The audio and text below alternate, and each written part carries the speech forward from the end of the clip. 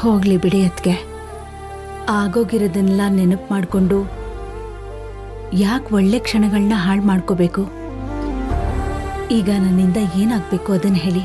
ಆ ಜಾಗನ ಅವ್ರ ಹೆಸರಿಗೆ ರಿಜಿಸ್ಟರ್ ಮಾಡಿಕೊಡ್ಬೇಕು ಅಂದರೆ ನಿಂದೊಂದು ಸಿಗ್ನೇಚರ್ ಬೇಕಾಗಿತ್ತು. ಯಾಕೆ ಅಂದರೆ ವಂಶವೃಕ್ಷದಲ್ಲೇ ನಿನ್ನ ಹೆಸರಿದೆ. ಕಾನೂನಿನ ಪ್ರಕಾರ ಜಮೀನು ತಗೊಳ್ಳೋರಿಗೆ ತೊಂದರೆ ಆಗಬಾರ್ದು ಅಂದರೆ ನಿನ್ನ ಕಡೆಯಿಂದ ಸೈನ್ ಆಗಬೇಕು ಲಕ್ಷ್ಮಿ. ಅವ್ರ ವಂಶದಿಂದನೇ ಹೊರಗೆ ಹಾಕಿದ್ದಾರೆ. ವಂಶವೃಕ್ಷದಲ್ಲಿ ನನ್ನ ಹೆಸರು ಇದೆ. ಇದನ್ನೇ ಅಲ್ವಾ ರಕ್ತ ಸಂಬಂಧ ಅನ್ನೋದು. ಮನಸ್ತಾಪದಿಂದ ಕಣ್ಣಿಂದ ದೂರ ಇರ್ಬೋದು ಲಕ್ಷ್ಮಿ, ಆದರೆ ಮನಸ್ಸಲ್ಲಿ ಯಾವಾಗಲೂ ಇರ್ತೀವಿ. ಆದರೆ ನನ್ನಿಂದ ಇದಕ್ಕೆ ಯಾವುದೇ ರೀತಿ ತೊಂದರೆ ಆಗಲ್ಲ ಅತ್ಗೆ. ಗಂಡ ಅನ್ನೋ ಆಸ್ತಿ ನನ್ನ ಜೊತೆಗಿರುವಾಗ ನನಗೆ ಬೇರೆ ಯಾವ ಆಸ್ತಿನೂ ಬೇಡ. ನನಗೆ ಗೊತ್ತು ಲಕ್ಷ್ಮಿ, ಆದರೆ ಅದನ್ನು ಕಾನೂನು ಕೇಳಬೇಕಲ್ವಾ? ಈಗ ನೀನು ಸೈನ್ ಮಾಡದೆ ಹೋದರೆ ರಿಜಿಸ್ಟರ್ ಆಗೋದಿಲ್ಲ.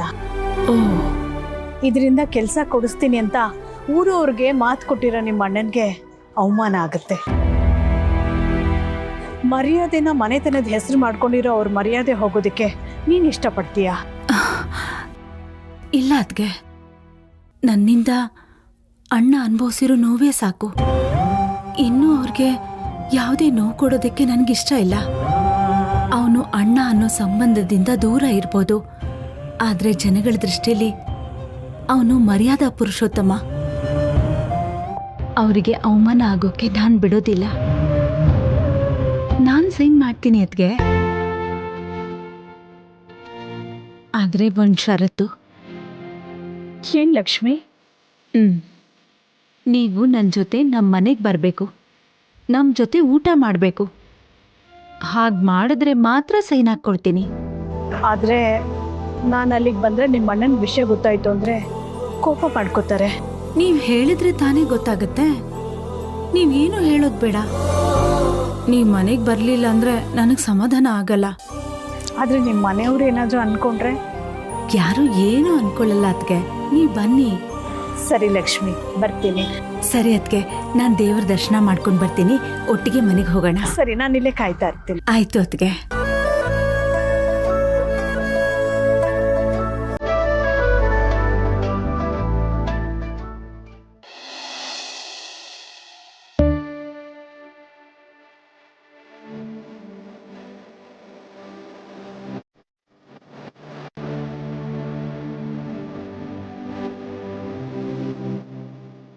ಏನ್ ಭಾವನಾ, ಇಷ್ಟ ದಿನ ಆಫೀಸ್ ಕಡೆ ಬರ್ಲೇ ಇಲ್ಲ?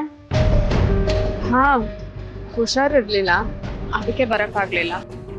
ಯಾಕೆ ಭಾವನಾ ಒಂಥರ ಇದ್ಯಾ? ಮೊದ್ಲಿನ ತರ ನಿನ್ ಫೇಸಲ್ಲಿ ನಗುನೇ ಕಾಣ್ತಾ ಇಲ್ಲ. ಯಾಕೆ, ಯಾರಾದ್ರೂ ಏನಾದ್ರು ಅಂದ್ರ? ಅಯ್ಯೋ ಇಲ್ಲ, ಹುಷಾರಿಲ್ಲ ಅಂತ ಹೇಳಿದ್ನಲ್ಲ, ಅದಕ್ಕೆ ಸ್ವಲ್ಪ ಡಲ್ ಆಗಿದ್ದೀನಿ. ಸರಿ, ಬರ್ತೀನಿ.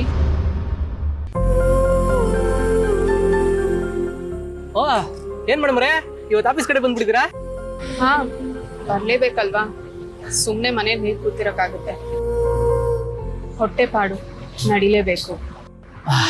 ನಿಮ್ ಇವತ್ತು ಬಂದಿದ್ದು ತುಂಬಾ ಒಳ್ಳೇದಾಯ್ತು. ಅದು ಇನ್ಕಮ್ ಟ್ಯಾಕ್ಸ್ ಆಫೀಸಿಂದ ಒಂದು ನೋಟಿಸ್ ಬಂದಿತ್ತಂತೆ, ಅದೇನೋ ಹೋಗಿ ವಿಚಾರಿಸಿ ಅಂತ ನಿಮ್ ಬಾಸ್ ನಿಮ್ಮ ಹತ್ರ ಕಳ್ಸಿದ್ರು. ಬಾಸ್ ಕಳ್ಸಿದ್ರಾ ಅಥವಾ ನೀವೇ ಬಂದ್ರಾ? ನಮ್ ತಾಯಣಿಗೂ ನಿಮ್ ಬಾಸಿ ಕಳ್ಸಿದ್ದು. ಒಳಗಡೆ ಇದಾರೆ, ಏನಾದ್ರು ಅನುಮಾನ ಇದ್ರೆ ಹೋಗಿ ಕೇಳ್ಕೊಂಬನ್ನಿ. ಹೌದು ಭಾವನಾ, ಅವ್ರು ಹೇಳಿದ್ದನ್ನ ನಾವು ನೋಡಿದ್ವಿ. ನೀ ಬರ್ಲಿ ಅಂತಾನೆ ಕಾಯ್ತಾ ಇದ್ರು. ಈಗ ನೀನೇ ಒಳಗ್ ಹೋಗಿದ್ರು, ಅವ್ರು ಅದನ್ನೇ ಹೇಳಿ ಕಳಿಸ್ತಾ ಇದ್ರು. ಈಗ ಹೇಗಿದ್ರು ಇವ್ರು ಬಂದಿದಾರಲ್ಲ, ಇವ್ರ ಜೊತೆನೆ ಹೋಗಿ ಬನ್ನಿ. ಥ್ಯಾಂಕ್ಸ್ ಮೇಡಮ್ರೆ. ಮೇಡಮ್ರೆ ಹೊರಡೋಣವಾ? ಬನ್ನಿ ಈ ಕಡೆ.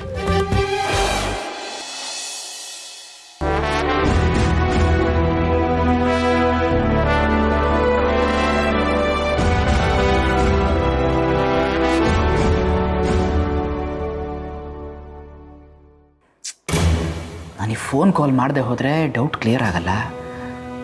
ಜಾಮರ್ ಆಫ್ ಮಾಡಿಬಿಟ್ರೆ ಚಿನ್ನು ಮರಿ ಮನೆಯವರು ಪದೇ ಪದೇ ಫೋನ್ ಮಾಡ್ತಾನೆ ಇರ್ತಾರೆ.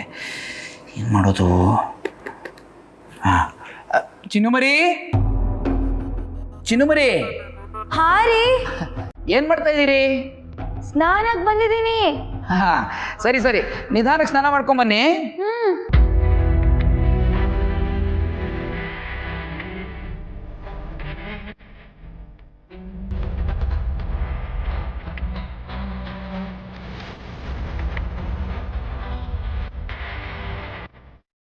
ಸದ್ಯ ನೆಟ್ವರ್ಕ್ ಬಂತು.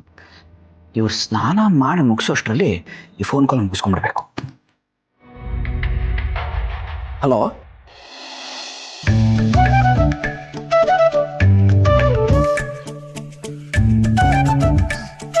ಸದ್ಯ ಅಂತೂ ಇಂತೂ ಜಾನು ಫೋನ್ ಕನೆಕ್ಟ್ ಆಯಿತು.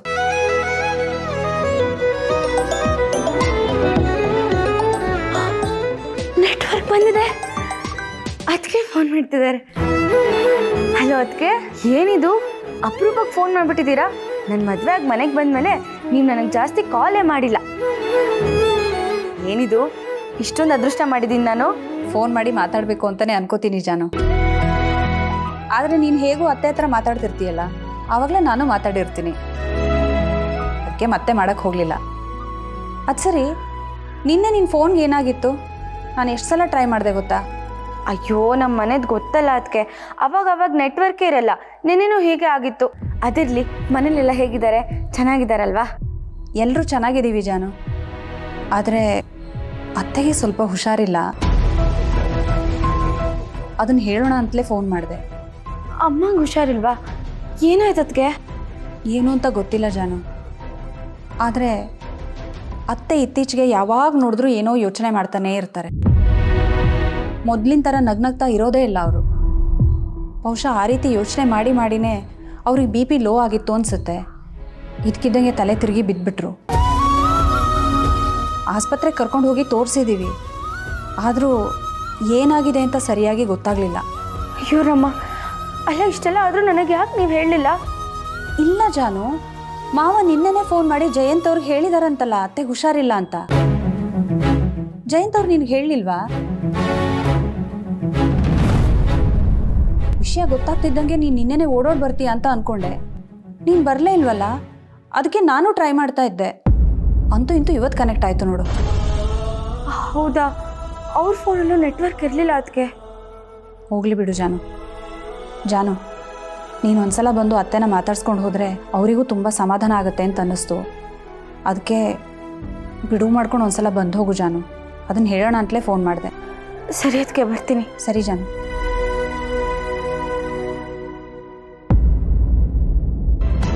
ಛೇ, ಇವರಿಷ್ಟು ಬೇಗ ಬಂದು ಆಲ್ರೆಡಿ ಫೋನಲ್ಲಿ ಮಾತಾಡ್ತಾ ಇದ್ದಾರಲ್ಲ.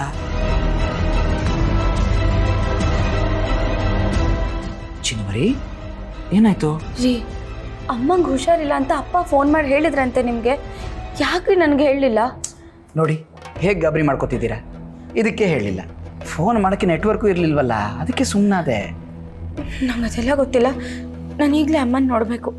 ಅವ್ರಿಗೆ ಹೀಗಾಗಿತ್ತು ಅಂತ ಗೊತ್ತಾಗಿಂದ ನಂಗೆ ಕೈ ಕಾಲೇ ಆಡ್ತಿಲ್ಲ. ಮನೆಗೆ ಹೋಗೋಣ.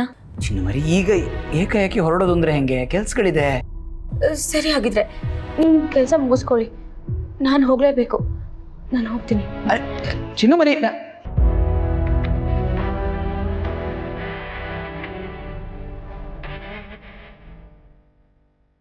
ಓ, ಯಾವ್ದು ಗೊತ್ತಾದರೆ ಹೀಗೆ ಆಡ್ತಾರೆ ಅಂತ ಗೊತ್ತಿದ್ದಕ್ಕೆ ನಾನು ನೆಟ್ವರ್ಕ್ ಇಲ್ಲದೆ ಇರೋ ಹಾಗೆ ಮಾಡಿದ್ದಿತ್ತು.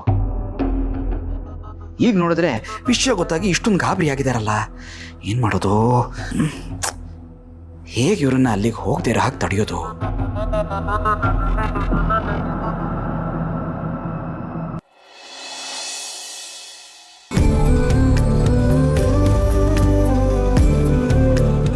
ಆಟೋ ಆಟೋ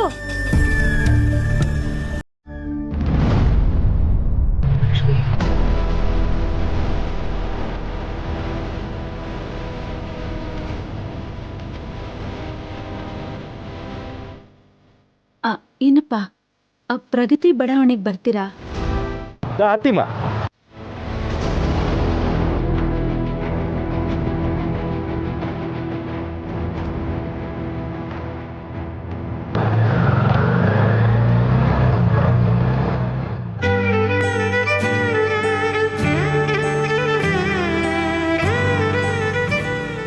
ಲಕ್ಷ್ಮಿ, ನಾನು ನಿಮ್ಮ ಮನೆಗೆ ಬರ್ತಿರೋದು ನಿಮ್ಮ ಯಜಮಾನ್ರಿಗೆ ಗೊತ್ತಾದರೆ ಬೇಜಾರು ಮಾಡ್ಕೋತಾರೋ ಏನೋ. ಇಲ್ಲ ಅದಕ್ಕೆ ಅವರು ಆ ಥರ ಅಲ್ಲ. ಏನಾದರೂ ಮಾಡಿದ್ರೆ ಎಲ್ಲಿ ನನ್ನ ಮನ್ಸಿಗೆ ಬೇಜಾರಾಗುತ್ತೋ ಅಂತ ಯೋಚನೆ ಮಾಡ್ತಾರೆ ಹೊರತು ಇನ್ನೊಬ್ಬರಿಗೆ ನೋವು ಕೊಡೋದಾಗ್ಲಿ ಕೋಪ ಮಾಡ್ಕೊಳ್ಳೋದಾಗ್ಲಿ ಯಾವುದೂ ಮಾಡಲ್ಲ. ಅವರು ಆಫೀಸ್ಗೆ ಹೋಗಿದ್ದಾರೆ, ಬರೋದು ತಡ ಆಗತ್ತೆ, ಅಷ್ಟರಲ್ಲಿ ಹೋಗ್ಬಿಡ್ತೀರಲ್ಲ. ಲಕ್ಷ್ಮಿ, ನಿನ್ನ ಗಂಡನ ನೀನು ತುಂಬ ಪ್ರೀತಿಸ್ತೀಯ ಅಲ್ವಾ? ಪ್ರೀತಿಗೆ ಇನ್ನೊಂದು ಹೆಸರೇ ನಮ್ಮ ಯಜಮಾನ್ರು ಅತ್ತಿಗೆ.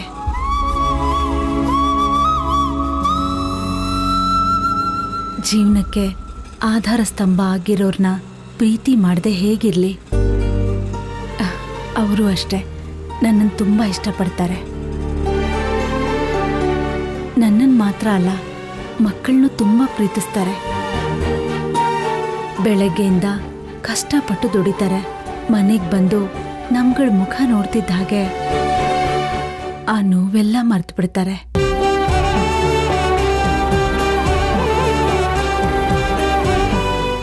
ನಮ್ಮ ಮಕ್ಕಳು ಅವ್ರ ಸ್ವಂತ ಕಾಲ ಮೇಲೆ ನಿಂತಿದ್ದಾರೆ ಅಂದರೆ ಅವ್ರ ಬೆನ್ನ ಹಿಂದೆ ಅಪ್ಪ ಇದ್ದಾರೆ ಅನ್ನೋ ಧೈರ್ಯದ ಮೇಲೆ.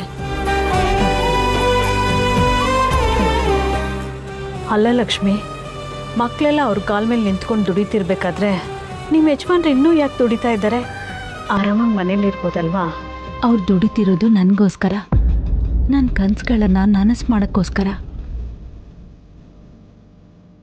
ನಾನು ಅಣ್ಣನ ಮಾತು ಕೊಟ್ಟ ಹಾಗೆ ನನ್ನ ಕನಸಿನ ಲಕ್ಷ್ಮೀ ನಿವಾಸನ ಕಟ್ಟಬೇಕು ಅನ್ನೋ ಆಸೆಯಿಂದ ದುಡಿತಿದ್ದಾರೆ. ನಿನ್ನ ಮಾತು ಕೇಳಿನೇ ತುಂಬ ಸಂತೋಷ ಆಗ್ತಿದೆ ಲಕ್ಷ್ಮಿ. ಅರ್ಥ ಮಾಡ್ಕೊಂಡು ಹೋಗೋ ಗಂಡ, ಮಾತು ಕೇಳೋ ಮಕ್ಕಳು, ಇದನ್ನೆಲ್ಲ ನೋಡ್ತಾ ಇದ್ರೆ ನೀನೆಷ್ಟು ಸಂತೋಷವಾಗಿದೆಯಾ ಅಂತ ಗೊತ್ತಾಗ್ತಾ ಇದೆ. ಅದೆಲ್ಲ ದೇವ್ರ ದಯೆಗೆ. ದೇವ್ರಂಥ ಗಂಡ ಸಿಕ್ಕಿರ್ಬೇಕಾದ್ರೆ ಪ್ರತಿ ಕ್ಷಣನೂ ಸಂತೋಷನೇ ತಾನೆ. ಅಲ್ಲ ಲಕ್ಷ್ಮಿ, ಒಂದು ವೇಳೆ ನಾನು ನಿಮ್ಮ ಮನೇಲಿರುವಾಗ ನಿಮ್ಮ ಗಂಡ ಬಂದುಬಿಟ್ರೆ? ಭಯ ಪಡಬೇಡಿ ಅತ್ತಿಗೆ. ಆಗಲೇ ಹೇಳ್ದಾಗೆ ಅವ್ರು ಯಾರ ಮನ್ಸಿಗೂ ನೋವು ಮಾಡಲ್ಲ, ಅವ್ರು ಯಾರನ್ನು ದ್ವೇಷ ಕೂಡ ಮಾಡಲ್ಲ. ಅವ್ರ ಮನಸ್ಸು ಹಸುವಿನ ಥರ. ನೀವು ಅಂದ್ಕೊಂಡ ಹಾಗೆ ಏನೂ ಆಗಲ್ಲ, ಧೈರ್ಯವಾಗಿ ಬನ್ನಿ. ಹಾಗಾದರೆ ನೀನು ಅವ್ರಿಗೆ ಗೊತ್ತಿಲ್ಲದಿರೋ ಹಾಗೆ ನನ್ನನ್ನು ಕರ್ಕೊಂಡು ಹೋಗ್ತಿದ್ಯಲ್ವಾ? ಇಲ್ಲ ಅದಕ್ಕೆ, ಅವ್ರು ಬಂದ ತಕ್ಷಣ ನೀವು ಬಂದಿದ್ದ ವಿಷಯನ ಹೇಳ್ತೀನಿ. ಇದುವರೆಗೂ ನಾನು ಯಾವ ವಿಷಯನೂ ಅವ್ರ ಹತ್ರ ಮುಚ್ಚಿಟ್ಟಿಲ್ಲ ಗೊತ್ತಾ. ಮುಚ್ಚಿಡೋಂಥ ಸಿಚುಯೇಷನ್ನು ಬಂದಿಲ್ಲ. ಅದು ಬರೋದು ಬೇಡ ಅಂತಾನೆ ಆ ಭಗವಂತನ ಹತ್ರ ಪ್ರಾರ್ಥನೆ ಮಾಡ್ತೀನಿ.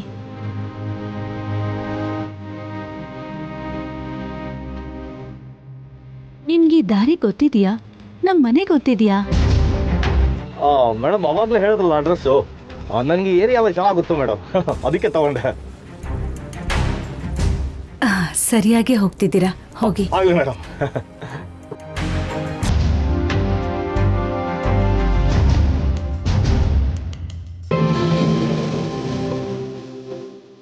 ಮನೆ ಬಂದ್ಬಿಡ್ತು.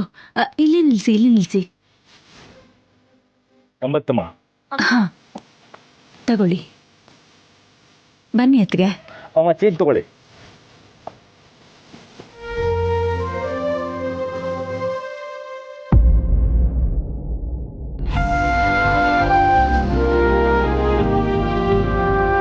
ಭಗವಂತ, ಯಾರತ್ರನಾರು ಒಳ್ಳೆಯವ್ರ ಕೈನಲ್ಲಿ ಗೋಣಿ ಮಾಡಿಸು ಅಂದೆ, ನೀನು ನನ್ನ ಅದೃಷ್ಟ ದೇವತೆ ಕೈಲೇ ಮಾಡಿಸ್ಬಿಟ್ಟೆ.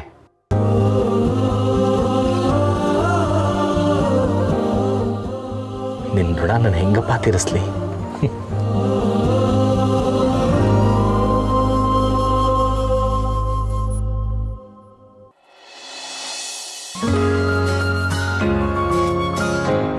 ಬನ್ನಿ.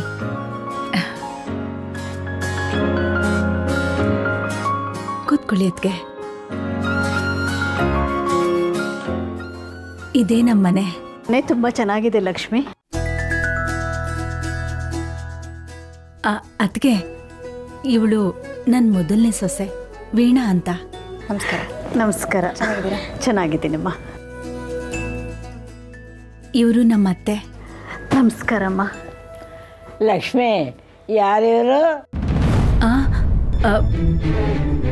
ಅದು ಇವರು ನನಗೆ ತುಂಬಾ ಬೇಕಾದವರು. ದೇವಸ್ಥಾನದಲ್ಲಿ ಸಿಕ್ಕಿದ್ರು, ಅದಕ್ಕೆ ಕರ್ಕೊಂಡು ಬಂದೆ. ಅಲ್ಲ, ಮಾತಿಗೂ ಅತ್ತಿಗೆ ಅತ್ತಿಗೆ ಅಂತಿದ್ಯಲ್ಲ, ಯಾಕೆ?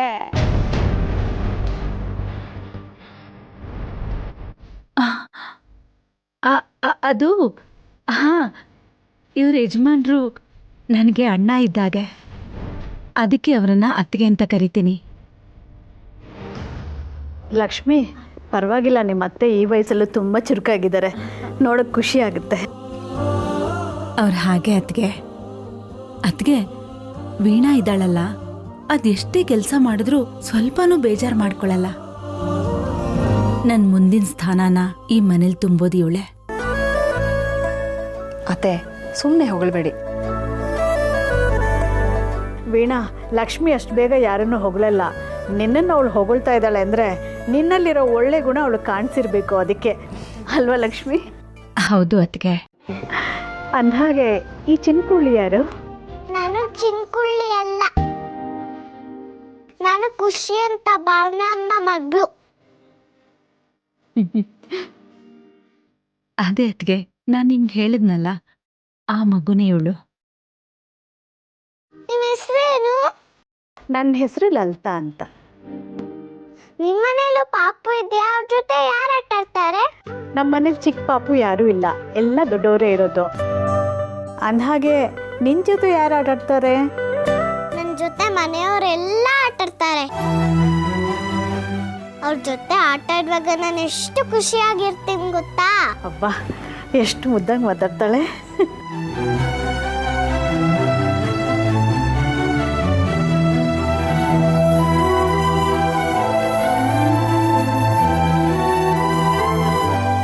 ಲಕ್ಷ್ಮಿ, ಮನೆ ತುಂಬ ಚೆನ್ನಾಗಿದೆ, ನಂಗೆ ತುಂಬ ಖುಷಿ ಆಯಿತು.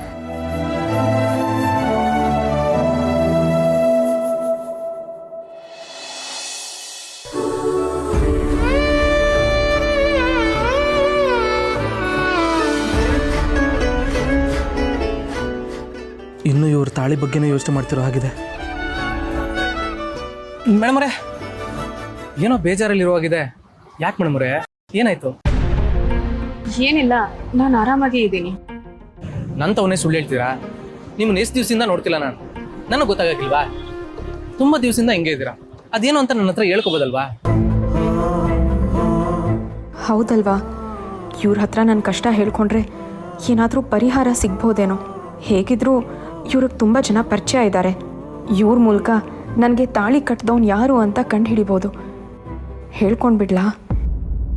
ಮೇಡಮರೇ, ಏನು ಯೋಚನೆ ಮಾಡ್ತಿದ್ದೀರಾ? ಸರಿ ಬಿಡಿ, ಈ ಯೋಚನೆಗೆ ಒಂದು ಬ್ರೇಕ್ ಹಾಕೋದಕ್ಕೆ ಕಾಫಿ ಕುಡಿಯೋಣ್ರೆ? ಸರಿ ಸರಿ, ಬನ್ನಿ.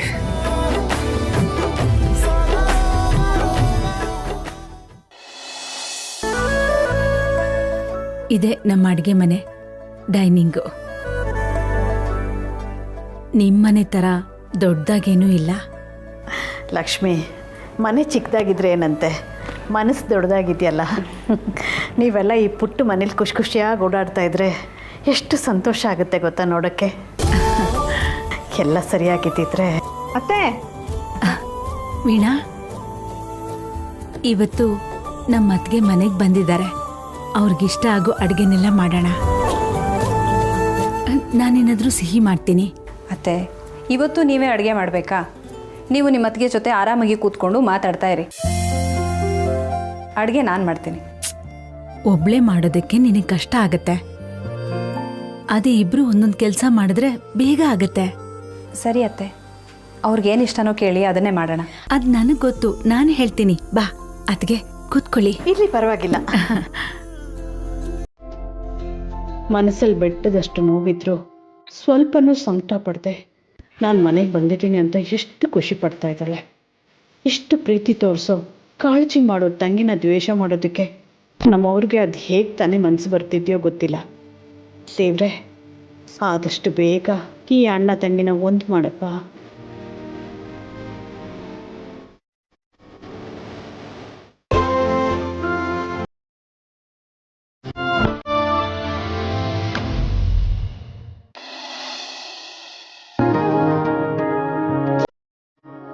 ಇಲ್ಲೇ ಕೊಡೋಣ.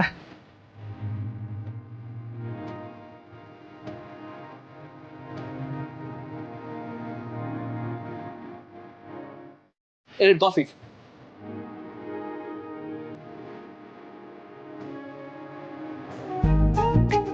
ಅಂತೂ ನನ್ನ ಹೆಂಡ್ರ ಜೊತೆ ಮೊದಲನೇ ಸರಿ ಕಾಫಿ ಕುಡಿತಾವನಿ. ಹೀಗೆ ಅವ್ರ ಜೊತೆ ಸಂಸಾರ ಮಾಡೋ ಹಾಗೆ ಮಾಡ್ಬಿಡಪ್ಪ.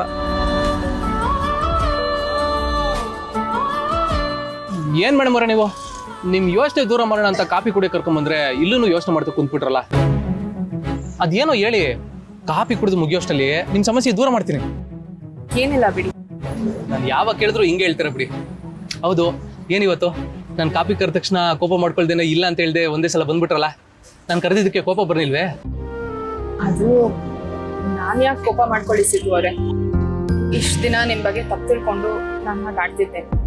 ಈಗ ನೀವು ಹೀಗೆ ಅಂತ ಗೊತ್ತಾದಾದ್ಮೇಲೆ ನಾನು ಯಾಕೆ ಕೋಪ ಮಾಡ್ಕೊಳ್ಳಿ ಹೇಳಿ. ಹಾಗೆ ಇಷ್ಟು ದಿನ ನಾನು ನಿಮ್ಮ ಜೊತೆ ನಡ್ಕೊಂಡಿದ್ದಕ್ಕೆ ಸಾರಿ. ಗಂಡ ಹೆಂಡ್ರ ನಡುವೆ ಸಾರಿ ಎಲ್ಲ ಯಾಕೆ ಮೇಡಮ್? ಅವ್ರ ನಡುವೆ ಪ್ರೀತಿ ಇರಬೇಕು.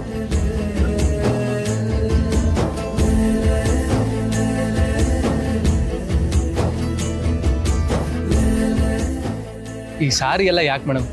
ಈಗಲಾದ್ರೂ ನಾನೇನು ಅಂತ ಅರ್ಥ ಆಯ್ತಲ್ಲ, ಅಷ್ಟು ಸಾಕು ನನಗೆ.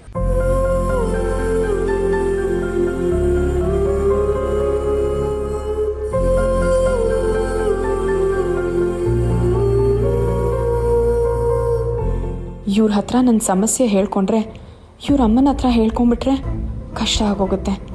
ಸದ್ಯಕ್ಕೆ ಏನೂ ಹೇಳ್ಕೊಳ್ಳೋದು ಬೇಡ, ಸಮಯ ನೋಡಿಕೊಂಡು ಸಮಸ್ಯೆ ಹೇಳ್ಕೊತೀನಿ.